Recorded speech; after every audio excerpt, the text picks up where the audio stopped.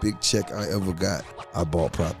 Every time I had a birthday, I brought property. Yeah, half of Atlanta, baby. No cap. LLC shouted. So I posted this full clip on my channel as a short and on TikTok. Make sure you're following me there. And the response has been crazy. It's gotten almost 100,000 views and a ton of comments. The comments are actually why I'm making this video. They've been everything from calling cap on Jeezy saying he owned half of Atlanta to other people giving Jeezy his flowers from being able to transition from the trap to the business world, to other insightful and more in-depth comments and conversations about the importance of the Black community being financially literate, investing, and building generational wealth. For me, Jeezy has always been aspirational, all the way back to Thug Motivation 101. So to see his new arc where he's all about business, spreading knowledge, and building generational wealth is inspirational. So let's check out the full clip from $1 Million Worth of Game podcast, and we'll talk on the other side. Every big check I ever got, I bought property.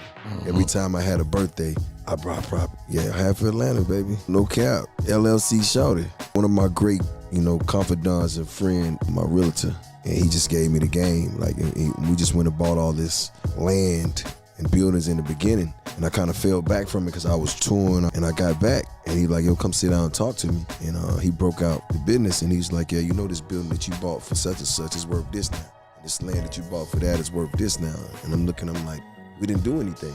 He was like, that's what I'm trying to tell you. That's what real estate is. Yeah. A lot of the comments on the short and TikTok were people just calling cap on Jeezy saying he owned half of Atlanta. Of course, that was hyperbole. Jeezy was saying that to prove a point. There are almost 5,000 homes right now for sale in Atlanta. So Jeezy saying he owned half of Atlanta was him basically just saying he was heavy in the real estate game. Keep in mind, there are so many different ways to be investing in real estate. You could be a buy and hold investor as a landlord. You could be a fix and flipper or own multifamily units or a large commercial property like strip malls and storage units. There are Airbnbs, tax liens, and the list goes on and on and on. Add in Jeezy's liquidity, and there are so many different avenues that he can invest and own real estate. It's funny because he never gets into too many specifics about what properties or businesses he owns. He's more of a moving silence type of person, which makes sense. However, there have been other interviews and other people talking about Jeezy's real estate investments, like this clip here of 2 Chainz. Check it out. Definitely shout out to Jeezy and Tip. They definitely own they have more real estate than I do. They really do. Jeezy has had super prime location. I've been to a couple of his spots, and I think it's just, once you know, it's an addiction.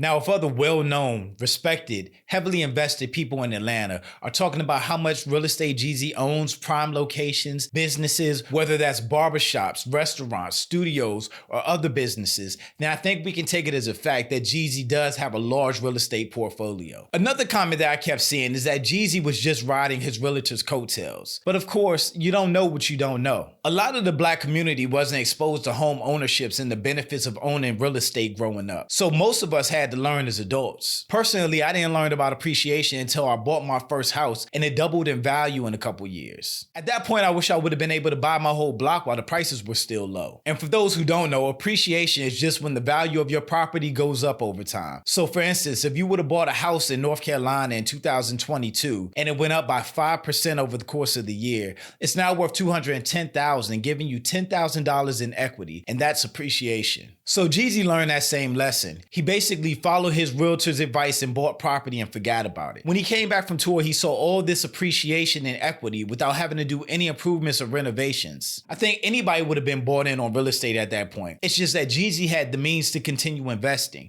So it's not really about riding anybody's coattails. We all either learn from people or life experience. Now, you can't always count on appreciation. Depending on the state of the market, the area, and what type of property you're investing in, it could vary. But the point is, if you buy a good property in the right area at the right time and simply maintain it, it will appreciate over time. And the benefits of that can be life-changing like it has been for so many people over the last couple years. I know people see these stories of rappers, actors, athletes investing in this or that and just kind of write it off because of course their money and access is way different than anything that we have. But some of them are giving really good examples that we could and should follow. I post YouTube shorts and TikToks almost every single day about some of the wise investments and generational wealth moves that people are making. So make sure you like the video and sub to the channel to not miss out on any inspiration. Also, make sure you're following on TikTok to join in on the conversations over there. Now back to Jeezy. Of course, his big check ain't our big check, but we can still benefit by following the strategy that he laid out, which is to save all of our money until opportunity presents itself to invest, whether that's buying our first home or an investment property, buying stocks and bonds,